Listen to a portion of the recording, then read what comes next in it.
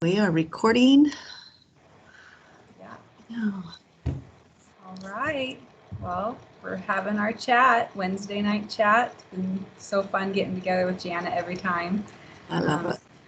We're doing our Healing Mama Hearts chat so that we can just talk to you mamas and really just discuss the different topics, because we really feel like that it needs to be out there. We need to be talking about it so that moms understand that a lot of us go through these. A lot of us experience this. And again, our goal is to make those sanctuaries. So the more people that we can invite and the more people that we can get on board with our ideas, that we can make that dream a reality. That's something we're still striving for, is to make physical locations for women, moms, postpartum mamas to go to get healing. And so today, Elise, I was just gonna comment. There really isn't a place for moms with postpartum depression to go except for the psych wards, and so we really want to find. We want to create a space where moms can go that is a really different environment than the psych ward. Yeah. And for now, though, we are just contacting and reaching out to so many people. We are helping. We're making a difference. But our goal is to have a place that a mom can actually go with her baby and be for a while and heal. Yeah. I think that would benefit so many women out there, that are struggling with this.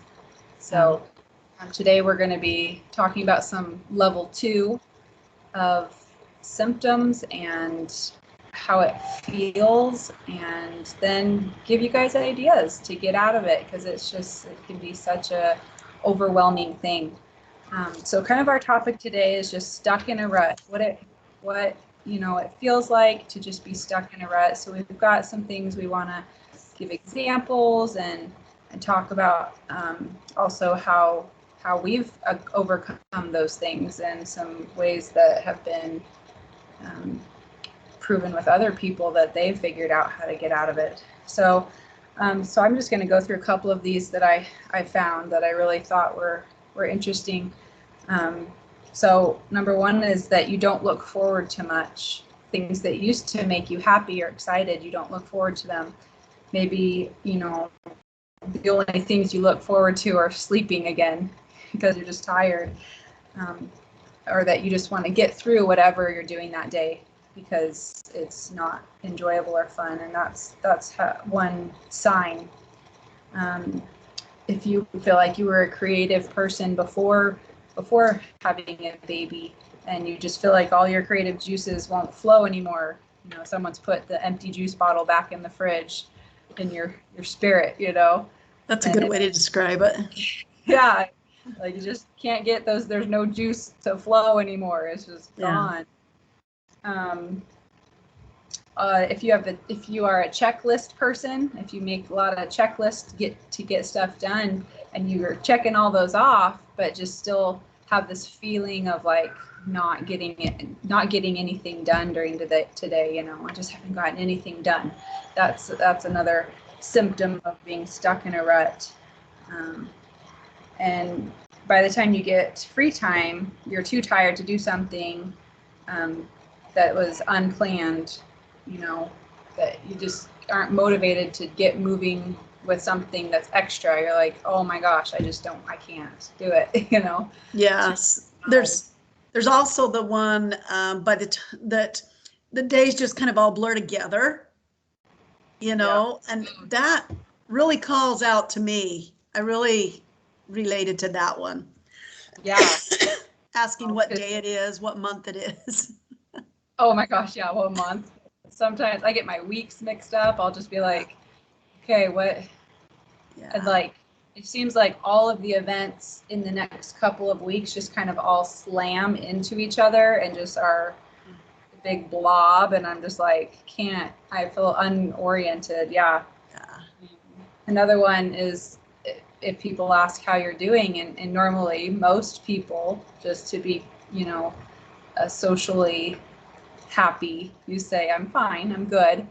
But if someone asks you that question and you just feel like, ugh, like I don't know, if you recognize that, you're like, oh my goodness, that's being stuck in a rut, Another one is you fantasize about getting away, and not just on vacation, just overtouched, overtalked to, I need to get away. I need to a break from everything. It doesn't have to be a vacation. I just want to sit in the tub by myself and nobody talk to me. That's right. I actually snuck away for a couple hours yesterday in my hammock, and it's positioned perfectly to where when the kids come out the front door, they don't see me because I am just around the corner of the house, and it's not an area where they go a lot. So they looked for me the whole time. Oh. And I actually fell asleep out there in my little hammock because they couldn't find me. Oh, that's nice. Oh, a little bit of you time. Yeah, and if you're craving that, and if that comes to your mind and you're like, I just need to get away, then that's another symptom, another sign. If you're sick of hearing yourself complain about being stressed out, tired, or unfulfilled, that's a sign. Yeah. But, man, yeah, that's see it so many times. It's like, okay, I see a pattern. There's something going on. You could also ask your spouse or your significant other if you talk about or complain, on the average, you could even ask them if you're okay with their feedback. I know sometimes it's kind of hard to get feedback from your spouse when you're struggling, but you can ask them, on what percentage of my day, how often do I complain? And kind of, because sometimes you just get numb and you just don't realize how much you complain and how negative you are, how stressed you seem to them, and asking them, and they can kind of, you do seem like you're, just, it does seem like that you're really down, and, kind of getting feedback from a sister or a friend or a spouse is a good idea. Yeah, that is good. The last one on here is that you feel like you'd be happier if you made a change, but it's more comfortable to stay the same and mope about it. Yeah. Like, yeah. I know I'm stuck. I know I'm tired. I know I'm stressed out, but it's just easier to stay here. Yes. It's a lot more. Yeah. In our DSM book, it actually is a condition. It's a disorder. And I don't know how to pronounce the disorder, but I could post it under this video, but it's a mild chronic cousin of depression. Isn't that interesting? Which the symptoms are low energy, low mood, loss of interest, and just loss of pleasure. So it often goes undiagnosed because it's a little bit different than depression. And so a lot of times it's just not, it's not right out there where you can see it. So it is helpful for people to know how to diagnose themselves, because it could just be left undiagnosed if you're leaving it up to your doctor or whatever to figure it out. So it's good to have these little pointers to kind of go, am I in a rut? So these are some ways to get out of a rut that I wanted to bring up. Real quick, just on that topic of diagnosing yourself, I think that in your brain, it's helpful to put a label on it, not just a label, because I know labels can be a bad thing. You don't really want labels, but when you are able to recognize the symptoms that you're having and be able to group them all together into a diagnosis, it helps you physically grasp it better. You're like, okay, absolutely, that's not me, that's this, that's the depression talking, that's this talking. So I think it's healthy to be able to label symptoms and feelings that you don't feel like are part of your own yourself. That is exactly one of the things I was going to talk about. Is you have to label it sometimes to be able to pinpoint and go, that is what it is, and educate yourself. That is exactly, and yeah, you brought up something that's really important. Sometimes people are so quick to slap a label on it, and it's almost like an excuse or a, kind of just like throwing it in that corner. And really, truly, it is good to go, oh, okay, so this is what it is. Now, when I start in that pattern in my brain, that rut of thinking, I know it's so there's different kinds of self-talk that's unhelpful. And this is kind of something that we could go through is there's different types of self-talk. So you can go, oh, that's fortune telling or catastrophizing or mind reading or personal. I'm taking it too personal, or jumping to conclusions. So I'm going to go through a couple of those and kind of just talk about what they are. So because we have to change how we feel by changing how we think. And so that is why, the first video we did it on getting stuck in a rut, like a routine rut, right? Like we talked about how my yoga exercise, I've been using the same yoga guy. He's amazing. For 5 years or more. And then I don't really want to do yoga. And it's probably because I'm in kind of a rut with that. Well, this is a psychological rut that we're talking about now in level 2. And so this is more like your thoughts that are negative thoughts that just go over and over and over in your brain. And when something bad happens, you have thoughts like, I'm a failure, I'm stupid, I'm a mess, I'm unlovable. So how we respond to situations determines whether we will move through them and learn from these times, or repeat it and get in that rut and just like, oh. So the self-talk, the different kinds of self-talk that are unhelpful, like fortune telling is predicting the future in a negative way.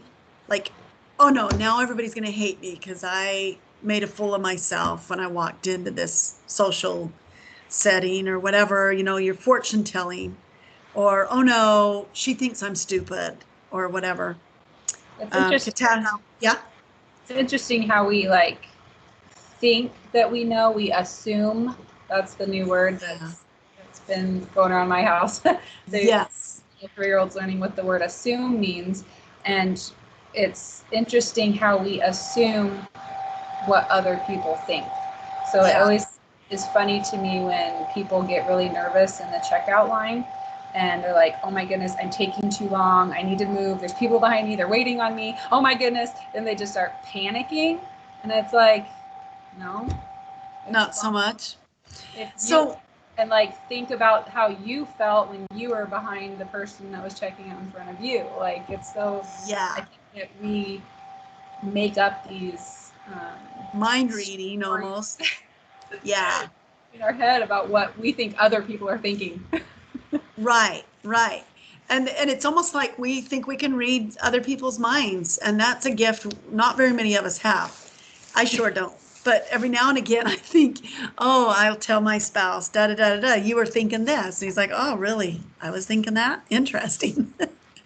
So mind reading, catastrophizing, like the worst thing. Oh, no, now everything is, my business is destroyed because this and this, or now I'm going to get fired because my boss corrected me on something. And instead of taking all the good things we've done with our work, we take that one correction and go, oh no, it's a disaster. I'm going to get fired. I am stupid. I'm this or whatever. So there's all these different unhealthy self-talk things that we need to be aware of.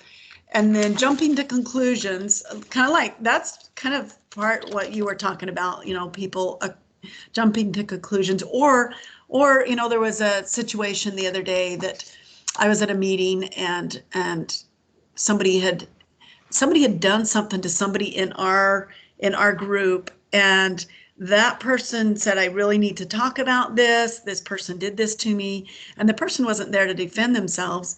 And she says, boy, she just yelled at me and she treated me horrible. And I sat and listened to her, and I thought, you know what? I wonder what kind of day she was having. I wonder what was, this girl was taking it very personal. She hates me. She yelled at me. She told me off. And the thought came to me, I wonder if that person was sitting right here, would she say, I just got a bad report from the doctor's office that day, or my daughter was in an accident. I mean, you just never know. Yeah. But jumping to conclusions always gets me in trouble. Yeah. It keeps me up all night with the negative talk. Yeah, I was doing that. I do that with my kids, that just how you're talking. So like my kids will see someone at the store on Sunday and they're like, Mom, they're breaking the Sabbath. And so I've been trying to do this thing with them. I'm like, okay, well, what if their kid is really sick and they need medicine? Yeah. Or what if they don't have air conditioning at their house and they need to go get ice? Or, yeah. I help them come up with some kind of story as to what would justify it in our mind. What's the positive? What's the good reasons? And I was, as you were telling that story, even before that, I was thinking, what if we did that for ourselves? Yeah. Did that for, like you said, if you messed up at work or something, and you could think of like, well, what if this was in the big plan? What if there's a better job waiting? Or what if this actually fixes something at work? Or, just what? So many different takes. I truly believe, Elise, that when we start learning to show our kids a bigger perspective and a bigger picture, we will start doing that for ourselves. Like our own words are going to play through our brain. Because I know when my kiddos were younger, I remember going, okay, we are not going to make it a big deal in this house when something drops and breaks and spills, because it's an accident, for heck's sake. And I'm making such a big deal out of these accidents because, yeah, it's a pain in the butt to clean all that up. But I learned after sad mistakes that if I tell the kids, oh, it's no problem, just write off. Everybody's fine. Everybody's okay. It's just going to take some time to clean it up. Everybody's fine, or nobody's hurt, so that's good. It's okay. And just write off. Then my mind wouldn't get negative and start cussing them out and kind of getting after them. But I started doing that with my own self. Started going, it's okay. It's an accident. That's why it's called an accident. It's because you didn't mean to do that. So the words that we say to our kids could be those words that play in our brain. Speaking of playing in your brain, I've got so many Daniel Tiger songs in here. Just so they're positive songs. They are, yeah. Okay, so here's another technique that's kind of cool is when you've got something just playing over and over in your brain and you're up all night, and that actually is an anxiety. When it gets to that level where you're up all night, it's more anxiety and depression. But when you got something kind of, dee in your brain, step back from you and the other person or whatever the situation is. Step back and look at it like it's a play and observe both people and just kind of look at a broader picture, like we were talking about. Kind of put yourself out of the situation and just kind of go, oh, okay, so that you're not just so wrapped up in the story. Yeah. And it kind of helps you to kind of just let the story just rest, and it almost broadens your perspective as well. So as we practice the balance of self-talk styles, sometimes you can catch yourself after you do it, but then pretty soon you'll get in the habit of catching yourself as you go to say something and as you go to think something. And just remember, flesh is weak, and the more you practice and the more you kind of change that thought around that self-talk, the more your body and your mind is going to go, okay, I got this. And you'll get in the habit of just immediately, before you even start thinking, you'll change it into something that's more positive. So identifying the triggers, identifying the things like is it potty accidents with your kids that trigger you the most and make you, or is it when you say something around people that you really look up to, that you esteem as really smart, and I mean, you kind of look and anticipate the situation so you can kind of make a plan beforehand, so that you're not surprised with bombarded with these thoughts that are just, surprise you, because then you can kind of have a plan of how you're going to act. It's kind of like tracking your periods.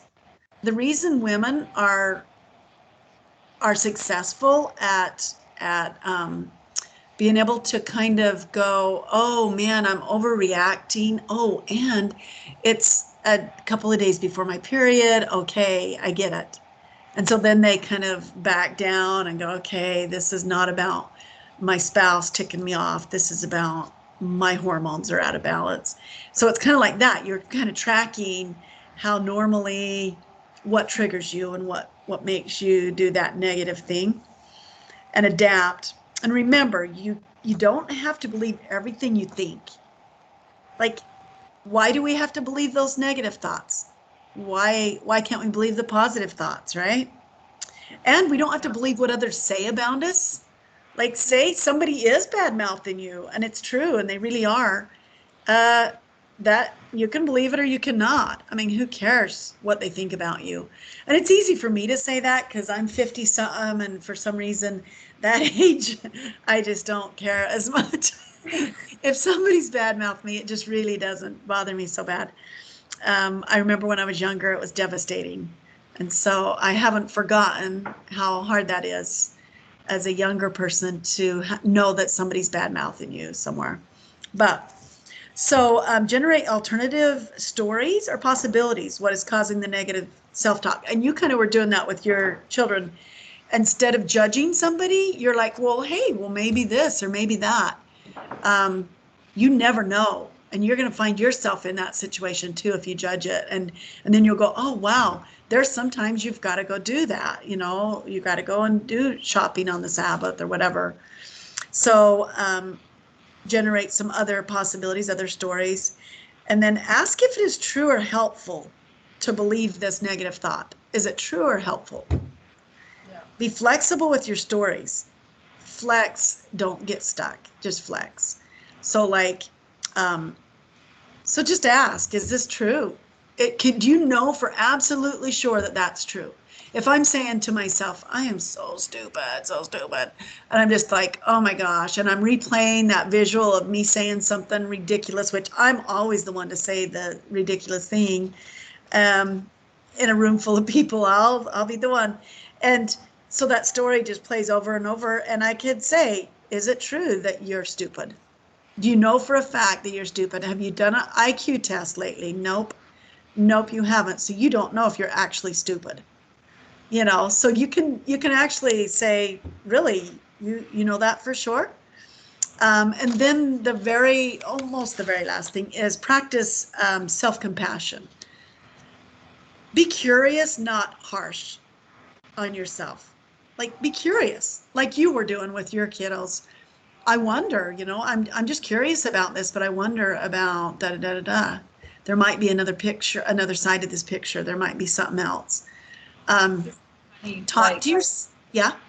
Sorry, it's funny because to me, like, as you're talking about how I could be, the one in the room that says something that's just totally off and like so embarrassed, like, oh my gosh, why did that just come out of my mouth? But I was talking to the kids lately about, one of them asked me about, does God know everything that's going to happen? Is it all planned out? Is it already planned out? Yeah. He knows what's going to happen. And I said, look at it like this. If you had a bunch of little figurines, and you knew every little figurine so well that you could predict every thought that they were going to have, every action that they were going to make, every little move that they were going to make, and then you put all these little figurines together and you guided each one, and you knew when one of them was going to listen to you. And so it's this huge, to me, it's a huge board game almost for him, for God, that all these figurines are doing all these things and meeting and doing and all this kind of stuff. So he already knows what's going to happen before we even go into that room. He knows that something is going to happen that's going to come out of our own mouth and embarrass us. But what if that one thing actually was beneficial or snapped somebody out of a way of thinking or changed some dynamic that was needed, you know? How crazy. So, I mean, it's just like perspective. It's like, if you can step back, like you were saying, look at it like a play, look at it like a board game of little pawns, you know? He doesn't control us and make us do things, but he knows us so well that he's able to put us in situations that he needs us. And maybe that's true. Maybe when I spout something off, or I'm the one that'll mention the big blue elephant in the room or pink elephant in the room. Maybe he's like, yeah, that's the one that will always be, you know. Or maybe he's like, okay, cool, because this other person wanted to say that and needed to say that, and now they're braver or whatever. I don't know, but I wonder that too. So changing your perspective is really important, and having self-compassion, I think is so important, because beat up is just abusive. It's just so abusive. But the one thing too is the whole reason we've been talking about this is we want to build a relationship with ourselves that's like a friendship, like mine and your friendship. I would never say, gee, you're so stupid, Elise. But I would say that to me. And so my goal is to build a relationship with me that's quite similar to mine and your relationship. You know? And so it's all about our relationship with ourselves. And I do feel like that the stronger relationship we have with God, then the less judgmental and harsh we'll be for ourselves. And, you know, yeah, I think so.